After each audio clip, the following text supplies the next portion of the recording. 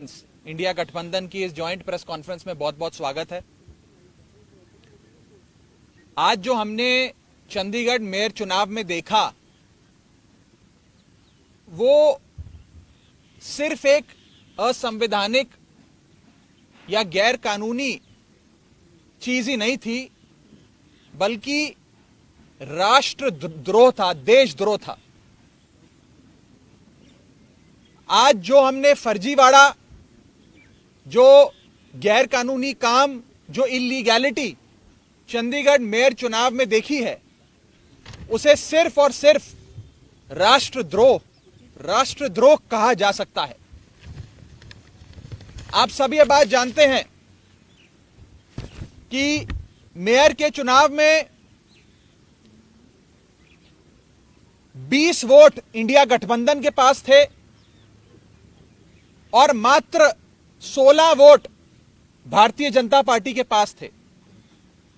15 और साथ में अगर मैं एक और अन्य वोट भी जोड़ दूं, जहां 20 वोट आम आदमी पार्टी और कांग्रेस पार्टी के इंडिया गठबंधन के पास थे, वहां गठबंधन का जीतना, इंडिया अलायंस का जीतना तय था। और अपनी हार को सामने देख बीजेपी ने षड्यंत्र रचे। सबसे पहले 18 जनवरी को होने वाले चुनाव में प्रिसाइडिंग अफसर, जो चुनाव कराता है अफसर, उसे बीमार करके अस्पताल में भर्ती करा दिया ताकि उस दिन चुनाव ना हो।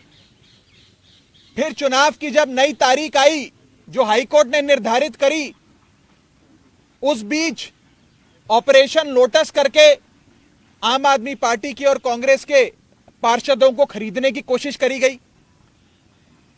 जब बीजेपी का ऑपरेशन लोटस भी फेल हो गया, तो बीजेपी ने आज आप सबकी आंखों के सामने और आप सबके कैमरों में कैद जो फर्जीवाड़ा किया है, पहले मैं वो सिलसिलेवार तरीके से आपको बताना चाहता हूं। बीजेपी ने अपने ही पार्टी के माइनॉरिटी विंग के ऑफिस बियरर को प्रिसाइडिंग अफसर बनाया। यानी कि जो शख्स घोषित भाजपा का सदस्य है, उनका ऑफिस बियरर है, पदाधिकारी है, उस माइनॉरिटी विंग के सेक्रेटरी को प्रिसाइडिंग अफसर बनाकर उसकी देखरेख में चुनाव कराने की घोषणा करी। चुनाव में जब वोटिंग समाप्त हुई और काउंटिंग की बारी आई, तो इस भाजपा के ऑफिस बियरर प्रिसाइडिंग अफसर ने किसी भी पार्टी के इलेक्शन एजेंट को आगे नहीं आने दिया। आप सब जानते हैं, आप सब चंडीगढ़ मेयर चुनाव देखते आए हैं, जब भी वोटों की गिनती होती है तो इलेक्शन एजेंट, तमाम पार्टियों के इलेक्शन एजेंट अपनी आंखों के सामने काउंटिंग टेबल पे खड़े होकर काउंटिंग करवाते हैं। लेकिन पहली बार इतिहास में देखा गया कि इलेक्शन एजेंट्स को दूर कर दिया गया, उन्हें टेबल के नजदीक नहीं आने दिया गया। और उसके बाद जो हुआ, आपने देखा कि कैसे भाजपा के इस पदाधिकारी ने, जो प्रिसाइडिंग अफसर था आज के चुनाव का, उसने अपने पेन से बैलेट पेपर पर इंक लगा लगाकर उस सारे बैलेट पेपर को इनवैलिड किया और फिर चुनावों की गिनती में, वोटिंग में, वोट काउंटिंग में उस एक एक बैलेट पेपर को इलीगल घोषित किया। पहली बार चंडीगढ़ मेयर चुनाव में कुल 36 वोटों में से 8 वोट इनवैलिड घोषित कर दिए गए। इतिहास में आज तक नहीं हुआ। आम आदमी पार्टी और कांग्रेस के गठबंधन को 20 वोट पड़ने थे, हमें 12 वोट पड़े और हमारे 8 वोट इनवैलिड घोषित कर दिए गए। और भाजपा का एक भी वोट इनवैलिड नहीं घोषित किया गया। भाजपा के और उनके कुल वोट 16 थे, उनको 16 वोट पड़े और आम आदमी पार्टी के 20 में से 8 वोटों को इनवैलिड यानी कि अवैध घोषित करके हमारे वोटों को घटाकर 12 कर दिया गया। साथियों, जब भी किसी भी वोट को अवैध घोषित किया जाता है या इनवैलिड करार दिया जाता है, तो उस वोट को दोनों पार्टियों के काउंटिंग एजेंट को दिखाया जाता है अवैध घोषित करने से पहले। यह डमी बैलेट पेपर है जो मैं आप सबके सामने लाया हूं। जब काउंटिंग के दौरान इस प्रकार के बैलेट पेपर को इलीगल घोषित किया जाता है तो प्रिसाइडिंग अफसर, अगर मान लीजिए मैं प्रिसाइडिंग अफसर हूं, तो मैं दोनों पार्टियों के इलेक्शन एजेंट को वो दिखाऊंगा बैलेट पेपर की, देख लीजिए यहां इनके निशान बाहर लगा हुआ है, ये इनवैलिड है, मैं इसे अवैध घोषित कर रहा हूं। ऐसे दोनों पार्टियों के इलेक्शन एजेंट को दिखाया जाता है और दिखाने के उपरांत उनकी सहमति से, और जो डीसी चुनाव हैं, जो डिप्टी कमिश्नर बैठे हैं, उनकी सहमति से इस वोट को अवैध घोषित किया जाता है। लेकिन आज ये नहीं हुआ। आज ना इलेक्शन एजेंट को दिखाया गया, ना डीसी को दिखाया गया, और बस एक एक कर आम आदमी पार्टी के वोटों को और कांग्रेस पार्टी के वोटों को अवैध घोषित कर दिया गया।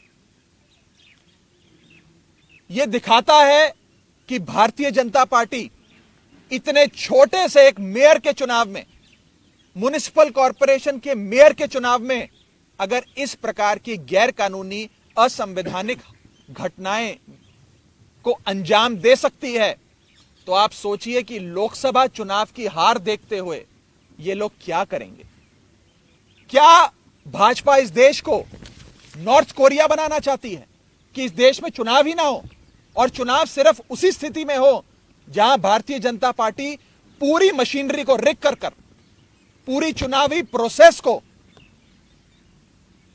विशिएट कर चुनाव जीत सके।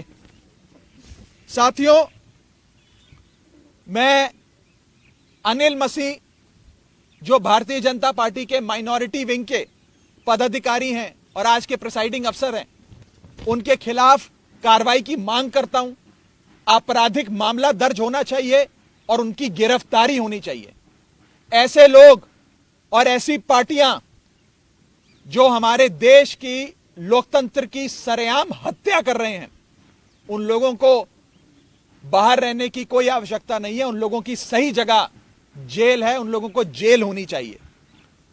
और मैं एक और आपको फैक्ट बताना चाहता हूं। जब भी काउंटिंग के दौरान कोई भी इलेक्शन एजेंट पार्टी का ऑब्जेक्शन रेस करता है, तो उस ऑब्जेक्शन को डिप्टी कमिश्नर और वहां पर बैठे जो इलेक्शन ऑफिसर्स होते हैं उनसे सलाह मशवरा करके उसका हल किया जाता है। आज पूरे सदन में हंगामा चल रहा था, लोग आपत्ति दर्ज कर रहे थे, प्रिसाइडिंग अफसर के कंडक्ट पे सवाल खड़े कर रहे थे, लेकिन प्रिसाइडिंग अफसर इलेक्शन कराते रहे, काउंटिंग करते रहे, और जैसे ही बीजेपी के कैंडिडेट को उन्होंने घोषित किया बतौर विजेता, उसके बाद जितने भी बैलेट पेपर थे काउंटिंग के, उन्हें जल्द से जल्द हटाकर एक कमरे में लॉक कर दिया गया। न जाने उन बैलेट पेपर्स के साथ इन लोगों ने आगे क्या किया होगा। बैलेट पेपर तक किसी पार्टी के किसी प्रत्याशी को, किसी काउंसलर को नहीं दिखाया गया। बैलेट पेपर तक गायब कर दिया गया है। यह आज सरेआम देश का एक महत्वपूर्ण शहर चंडीगढ़ में आप सबकी आंखों के सामने घटा है। मैं बस इतना ही कह सकता हूं कि भारतीय जनता पार्टी इंडिया गठबंधन से इतना घबरा गई है, इतना डर गई है कि अब वो इस प्रकार की असंवैधानिक घटनाएं, गैर कानूनी घटनाओं को अंजाम दे रही है। मैं सीधा बस इतना कहना चाहता हूं कि भारतीय जनता पार्टी ने जो आज चंडीगढ़ मेयर चुनाव में किया है, वो सीधा सीधा देशद्रोह है। यह देशद्रोह से कम चीज नहीं है, और इन लोगों के खिलाफ कार्रवाई होनी चाहिए। नहीं तो इस देश के आम आदमी का लोकतंत्र से और चुनावी प्रक्रिया से विश्वास उठ जाएगा। मैं आगे अनुरोध करूंगा कांग्रेस पार्टी के वरिष्ठ नेता पवन बंसल जी को कि वो आपको संबोधित करें। धन्यवाद दोस्तों। जो आज म्युनिसिपल कॉर्पोरेशन चंडीगढ़ के बीच में हुआ है, ऐसा जंगल राज का नाच कभी कहीं नहीं देखने को मिला होगा। आदमी कल्पना भी नहीं कर सकता था कि इस हद तक भारतीय जनता पार्टी बुखलाकर अपनी हार अपने सामने देखती हुई इस हद तक पहुंच जाएंगे। बिल्कुल स्पष्ट तौर पे पहले दिन से जब 10 तारीख को इलेक्शन डिक्लेयर हुए थे, वो जानते थे कि उनके पास 15 हैं, 14 उनके अपने काउंसलर, एक एमपी, और अगर एक अकाली दल उनके साथ वोट डालें तो एक वो, और इधर कांग्रेस और भारत और आम आदमी पार्टी के पास 7 और 13 मिला के 20 कैंडिडेट बनते थे। आपस में हमारा फैसला हुआ था कि जैसे पहले by default Bharatiya Janata party को जीतने दिया, हम लोगों ने गैर हाजिर रहकर, इस बार ऐसा नहीं करेंगे, क्योंकि इससे पहले जैसे आप जानते हैं दिल्ली में पार्टीज का एक गठबंधन Indian national democratic inclusive alliance के नाम पर गठित हुआ था। उसमें दोनों आप और कांग्रेस उसके सदस्य हैं, उसके कंस्टिट्यूएंट्स हैं।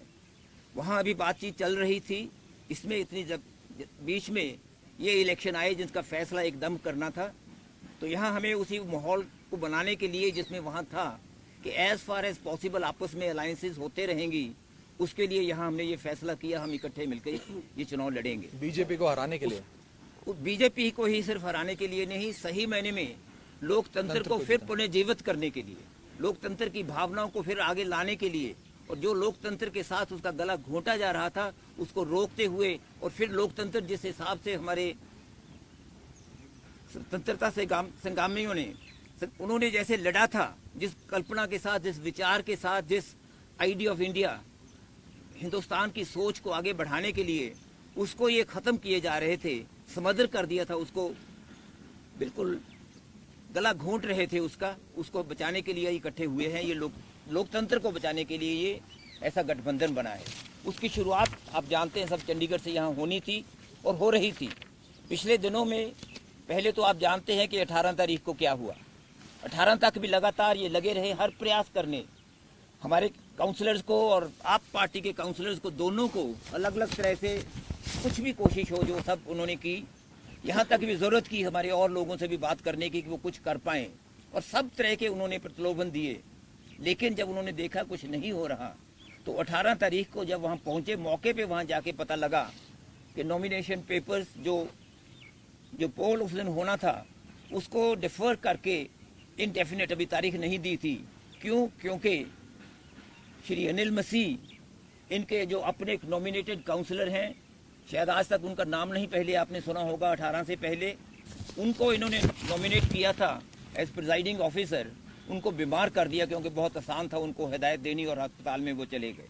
वहाँ दो बातों के बीच में बहुत बड़ी कॉन्ट्रडिक्शन थी। ये बातें ज़रूरी हैं ये बताने के लिए कि ये एक इंट्रीग, एक साजिश के तहत सब हो रहा था। उस वक़्त उन्होंने तो अपनी स्टेटमेंट में प्रेस को कहा कि मैं काफ़ी समय से मेरी बैक पेन है, लेकिन डिप्टी कमिश्नर ने कहा कि मेरे पास समय नहीं था कोई और किसी काउंसलर को नॉमिनेट करने के लिए जो मौके पे भी एकदम हो सकता है। अगर मीटिंग में सभी सदस्य इकट्ठे भी हो जाएं, अगर वहाँ प्रिजाइडिंग ऑफिसर नहीं पहुँचे, उनमें से एक को भी किसी को उठा के वहाँ बिठा दिया जाता है कि ये प्रिजाइड ओवर करेंगे, लेकिन उन्होंने ऐसा नहीं किया। जब अपने उन्होंने एक्शन में एक कमी देखी तो लॉ एंड ऑर्डर का सिचुएशन उन्होंने खड़ा कर दिया। लोग इनके पहुंचे हुए थे 16 तारीख को दफ्तर में हल्ला करने के लिए, लेकिन उसका फायदा उठाते हुए इन्होंने इलेक्शन 6 फरवरी के लिए डिक्लेयर कर दिए। बेबस होके हम लोगों को हाई कोर्ट में जाना पड़ा, और हाई कोर्ट ने जो फटकार उनको दी आप वो सब जानते हैं, आपने सब देखा है। और उसके हाई कोर्ट के हिदायत पर ये आज हुआ कि आज इलेक्शन 30 तारीख को तय हुए। हाई कोर्ट ने ये ज़रूर कहा था कि जो काउंसलर्स हैं उनके साथ उनके समर्थक कोई ना आए, लेकिन हाई कोर्ट ने ये नहीं कहा था कि वहाँ मीडिया भी नहीं पहुँचे। इन्होंने ये पहली बार, और चीज़ों के साथ साथ एक पहली बार ये किया कि मीडिया को भी वहाँ आने नहीं दिया, मीडिया बाहर रहे। और उन्होंने, जो मैं फिर कह रहा हूँ कि वो कल्पना भी नहीं हो सकती थी, हमें ख्याल आता था दिमाग में भी ऐसी क्या चीज़ है कि जब इनके तावड़े जी यहाँ आए वो कह रहे थे कि हम जीतेंगे, हर हालत में जीतेंगे, आप आश्वस्त रहिए कि हम जीतेंगे। अपने काउंसलर्स को कह रहे थे भी क्या ऐसी चीज़ है जिससे वो करेंगे। सब प्रयास उनके विफल रहे। तो उन्होंने आज जब चुनाव शुरू हुए उस वक़्त, अगर आप एक पता नहीं शायद गलती उनसे हो गई, जिसने वो की होगी उसको भी सजा देंगे ये लोग, वो सारे का सारा इन्होंने लाइव स्क्रीन पे दिखाना शुरू कर दिया। और वो लाइव स्क्रीन पे हम लोगों को बाहर सभी को देख रहा था, आप भी देख रहे होंगे उसको। उसमें एक एक नॉमिनेशन पेपर पे अगर आप गौर से देखें मैं उनका धन्यवाद करता हूं जिन्होंने दोस्तों ने वो उसको पकड़ा। एक एक नॉमिनेशन पेपर पे एक साइड पे थोड़ा सा निशान लगा के दूसरी तरफ हस्ताक्षर करते हैं। हमने डिप्टी कमिश्नर से पहले रिक्वेस्ट की हुई थी कि ये जो प्रिजाइडिंग ऑफिसर हैं उनके पास पेन अलग रंग का होना चाहिए, हरे रंग का उनके पास पेन होना चाहिए, ताकि ऐसा ना हो कि वही कोई निशान लगा दें जिसका हमें डर था वो करें। हमने ये जरूर सुनिश्चित किया कि बैलेट पेपर देने से पहले ऐसा ना कर दें। लेकिन जब बैलेट पेपर वहां पहुंचे, एक नॉर्मल प्रोसेस है, वो नॉर्मल डेमोक्रेसी का अधिकार है पार्टीज का, इलेक्शन लड़ने वालों का, कि अपना एक काउंटिंग एजेंट वहां मौके पे बिठाते हैं। काउंटिंग एजेंट आगे होते हैं, दोनों कैंडिडेट अपना अपना एक नामजद कर देते हैं। वो वहां आके वहां वो देखते हैं, एक एक पेपर को वो देखते हैं, फिर वो देखते हैं भी हाँ ये इनवैलिड है। लेकिन इस केस में क्या हुआ, जो काम सेक्रेटरी या किसी और ऑफिसर का होना था म्युनिसिपल कॉर्पोरेशन में, वो भी उन्होंने प्रिजाइडिंग ऑफिसर ने खुद ले लिया। बैलेट पेपर निकाल के बाहर रखे, एक एक को खुद खोला, खोल के देख रहे थे हम उनके चेहरे पे क्या रंग उड़ रहे थे। वो देख रहे थे ये भारतीय जनता पार्टी हार रही है, और ये आपका जो कैंडिडेट मेयर का था, हमारे कांग्रेस के होने थे senior deputy mayor and deputy mayor, आपस में ये समझौता था। जो ये कैंडिडेट हमारे साझे कैंडिडेट मेयर के लिए थे, देख रहे थे उनको वोटें ज्यादा, उनके चेहरे पे देखने को पता लगता था, उनके हाथ कांपने में पता लगता था। उन्होंने वो 2 बार ऐसे ऐसे करके रख दिए। बाद में उन्होंने फिर, वो ऐसा नहीं होता, बाद में उन्होंने फिर उठा के एक पे निशान लगाया साइड पे, और वहां हस्ताक्षर करके रख दिए, उनको रिजेक्ट करते रहे, दूसरे 2 ट्रेज में रख दिए। रिजल्ट वो हुआ जो राघव जी ने कहा है, 12 और 16 रहे, 8 वोटें पहली बार, यानी कि 25% से ज्यादा वोटें रिजेक्ट हुई हैं इनवैलिड होके। आज तक जहां बिल्कुल अनपढ़ लोग भी वोट डालते हैं, वहां भी ये कभी नहीं होता। वहां कभी नहीं देखने को आया कि इतनी बड़ी परसेंटेज पे वोट्स रिजेक्ट हुई हो। बिल्कुल बेशर्मी के साथ उन्होंने वो आज किया जो लोकतंत्र में नहीं होता। एक पहले से साजिश थी, जब जो पहले दिन से सोच रहे थे कि हम कुछ भी हो ये चुनाव जीतेंगे, और हमारे दूसरों ने एकदम वहां प्रोटेस्ट किया। और एक दिलचस्प बात यह है कि जो उनके अपने जिनको उन्होंने बिठा दिया उसकी कुर्सी पे, मैं ये नहीं कहता कि वो चुने गए शब्द गलत होगा, उनको जो जबरदस्ती वहां बिठा दिया गया, imposter, I am using that word with responsibility, एक imposter, a person who usurped the authority of the mayor, उसको वहां बिठा, एकदम पास खड़े हैं। एक सेकंड में अगर आपने देखा होगा वो एकदम वहां कुर्सी पे बैठ गए। नहीं तो क्या होता है, वो ऐलान करते हैं, सामने से वो उठ के आते हैं, उसके साथ दूसरे सदस्य उनको लेके आते हैं, उनको कुर्सी पे बिठाते हैं, फिर वो आगे कॉन्डक्ट करते हैं इलेक्शन। ये नहीं हुआ। और बैलेट पेपर्स का क्या हुआ वो बिल्कुल हमें किसी को मालूम नहीं। इतने लोग उस पे टेबल पे भारतीय जनता पार्टी के चढ़ गए, ऐसा माहौल उन्होंने अफरा तफरी का वहां कर दिया कि किसी बात का वहां नहीं होता। हमारे सदस्यों ने सभी ने 20 के 20 ने इकट्ठे होके दूसरे दोनों कैंडिडेट्स वाला इलेक्शन पोस्टपोन, उसको प्रोटेस्ट में हमने हिस्सा नहीं लिया, क्योंकि अगर उसमें हम हिस्सा लेते तो हम ये बात कबूल कर लेते कि ये मेयर हैं। ये अच्छा नहीं लगता कहते हुए, लेकिन ये सत्य है, ये सच्चाई है, हमें कहना होगा कि इस वक्त उस मेयर को माना नहीं जा सकता। मेयर एक साजिश के तहत है, देशद्रोह जैसे कहा राघव जी ने, वो सचमुच एक देशद्रोह है। लोकतंत्र के साथ ऐसा एक घटिया, एक घिनौना माहौल जो आदमी सोच नहीं सकता।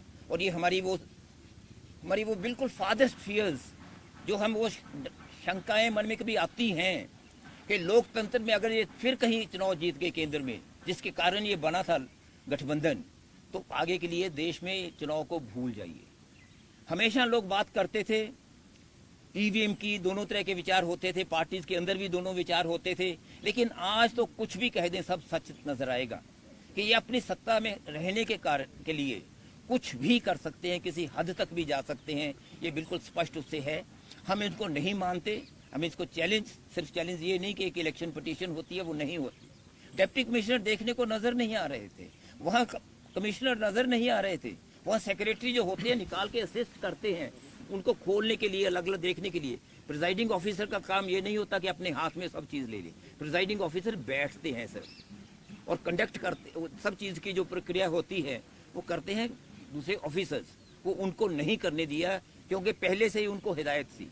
एक ऐसे प्लायबल टूल थे उनके हाथ में जो इस चीज के मैं कहता हूँ काबिल नहीं थे, लेकिन काबिल ही नहीं, सिर्फ इसमें आज सहयोगी हो गए हैं उस अबेटमेंट में, उस क्राइम, उस अपराध में जो भुलाया नहीं जा सकता है, जिसकी सजा जरूर मिलेगी। हम सब तरह से उसमें अपने जो भी कार्रवाई होगी करने की करेंगे। एक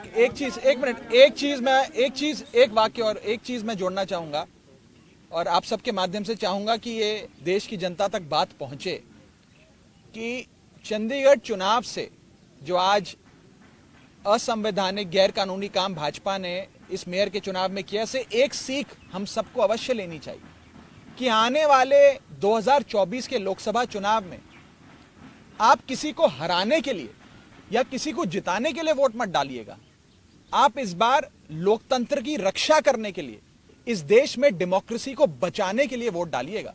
क्योंकि अगर इस बार इसी छल कपट से इंडिया गठबंधन को हराकर भाजपा फिर जीत जाती है तो शायद इस देश में चुनावी प्रक्रिया ही समाप्त हो जाए और भारत देश चीन या नॉर्थ कोरिया जैसी डेमोक्रेसी में तब्दील हो जाएगा। ये एक बड़ा खतरनाक आज संदेश इस चंडीगढ़ मेयर चुनाव से निकला है। मेरी देशवासियों से अपील है कि इस पे जरूर गौर फरमाइएगा और अपने वोट की ताकत से आने वाले 2024 के लोकसभा चुनाव में डेमोक्रेसी की रक्षा करने के लिए, लोकतंत्र को बचाने के लिए वोट डालिएगा।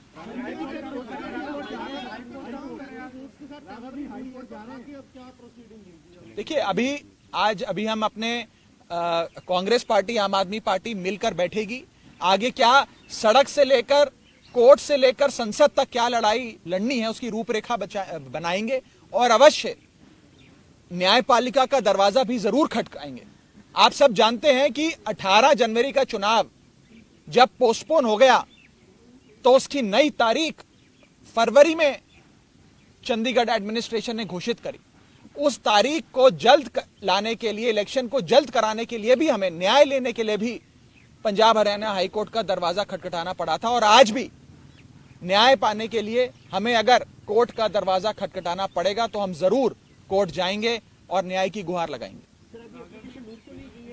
जब करेंगे तो बता देंगे।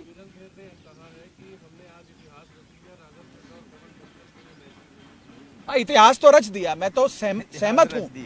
आज जो सांसद चंडीगढ़ से जो है किरण खेर जी, उन्होंने कहा कि हमने इतिहास रच दिया और ये राघव चड्ढा और पवन बंसल के लिए संदेश है। मैं और बंसल साहब दोनों हाथ जोड़कर कबूलते हैं, आप लोगों ने तो इतिहास रच दिया, लेकिन इतिहास राष्ट्रद्रोह करने में रचा है। आपने इतिहास असंवैधानिक गैर कानूनी काम करने में रचा है और आपने इतिहास लोकतंत्र की हत्या करने में रचा है। ऐसा इतिहास रचना आपको और आपकी पार्टी को मुबारक। हमारी पार्टी अवश्य लोकतंत्र को जीवित रखने के लिए, उसे बचाने के लिए लड़ाई लड़ती रहेगी। ये सत्ता की बात नहीं है, इसमें यह नहीं कि मेयर आज इस पार्टी का है कि उस पार्टी का है, हम सत्ता में आ गए वो सत्ता में आ गए। ये लड़ाई अब उससे कहीं बड़ी है, ये लोकतंत्र को बचाने की लड़ाई है। अगर आप खुद सोचिए कि एक मेयर जैसे छोटे से चुनाव में अगर बीजेपी ये हरकत कर सकती है तो 2024 के चुनाव में अपनी आंखों के सामने हार देख बीजेपी क्या क्या गैर कानूनी काम करेगी, आप इसका अंदाजा भी नहीं लगा सकते। आप कह रहे हैं कि आगे लोकसभा में ऐसा हो सकता है, तो आपकी क्या प्रिपरेशंस हैं? आप कैसे भाई हमें जैसे इलेक्शन भी ऐसा लग रहा था कि मेयर की इलेक्शन ही लोकसभा की इलेक्शन नहीं, आज नहीं कहा जा सकता भी आगे को क्या करेंगे। आज तो पहला दिन है। आज तो मेयर के अभी हमारे काउंसलर्स वहाँ धरने पे बैठे हैं, अभी तो धरने पे वहाँ बैठे हैं। हम देखेंगे उनका क्या रवैया रह रहा है। आगे हम क्या करेंगे 2024 का, जब वो इलेक्शन लोकसभा का, वो इस वक्त नहीं कहा जा सकता।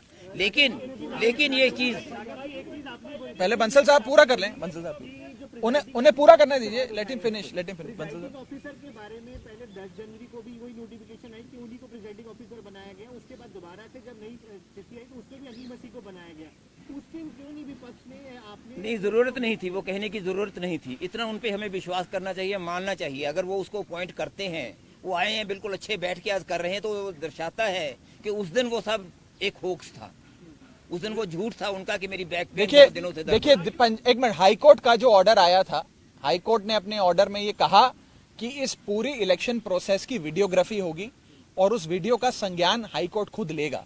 मुझे पूरा विश्वास है कि पंजाब हरियाणा हाईकोर्ट में जब इस पूरे इलेक्शन प्रोसेस का वीडियो पहुंचेगा और ऑनरेबल जजेस अपनी आंखों से खुद देखेंगे कि कैसे भाजपा के माइनॉरिटी विंग के एक पदाधिकारी जो प्रिसाइडिंग अफसर बने, अपने ही पेन से निशान लगा लगाकर बैलेट पेपर को अवैध घोषित कर रहे हैं।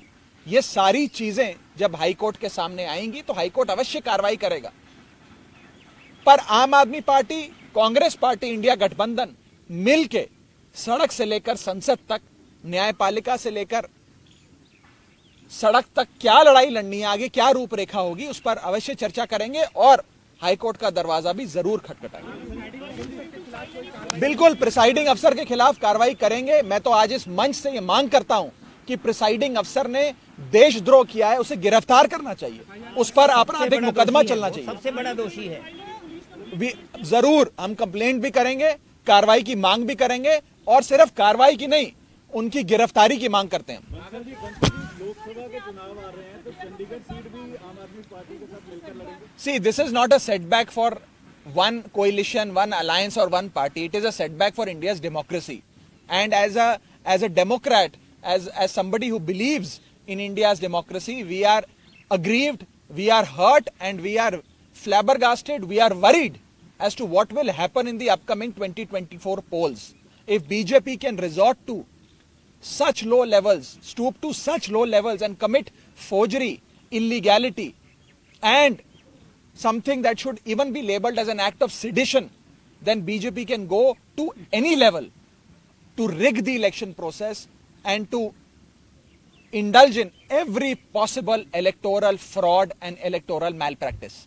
And in fact, we would even request the High Court when the matter goes there to ensure and to direct that a proper inquiry be conducted into the entire conspiracy as to who all were the partners in it, and action should be taken against all of them.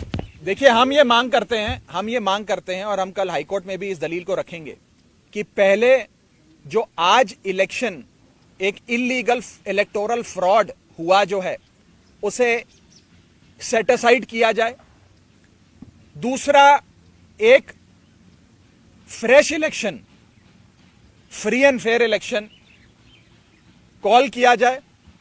और तीसरा, Punjab Haryana high court के द्वारा appointed एक retired high court जज को presiding अफसर बनाकर पूरे इलेक्शन प्रक्रिया फिर से कराई जाए, ताकि इस बार कोई बीजेपी का पदाधिकारी प्रिसाइडिंग अफसर बनकर अपने ही हाथों से इंक लगाकर वोटों को अवैध यानी कि इलीगल घोषित ना करे और फ्री एंड फेयर इलेक्शंस हो।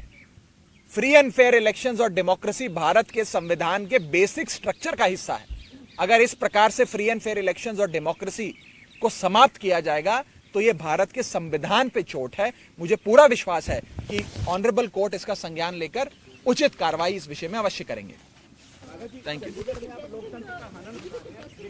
दिल्ली की जो मेयर है वो भी सुप्रीम कोर्ट का रास्ता इख्तियार करती नजर आए। वो कहते हैं हमें समितियों की पावर नहीं दी जा रही है। देखिए, भारतीय जनता पार्टी से जैसा कि मैंने कहा, हर फोरम पे लड़ाई लड़नी पड़ेगी और इस देश के लोकतंत्र को बचाना पड़ेगा।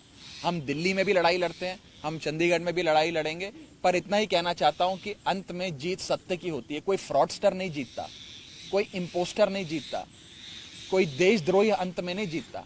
इंडिया जीतेगा, इंडिया गठबंधन जीतेगा, ये मैं आपको पूरे विश्वास से कहना चाहता हूँ। I please don't ask such question. Thank you.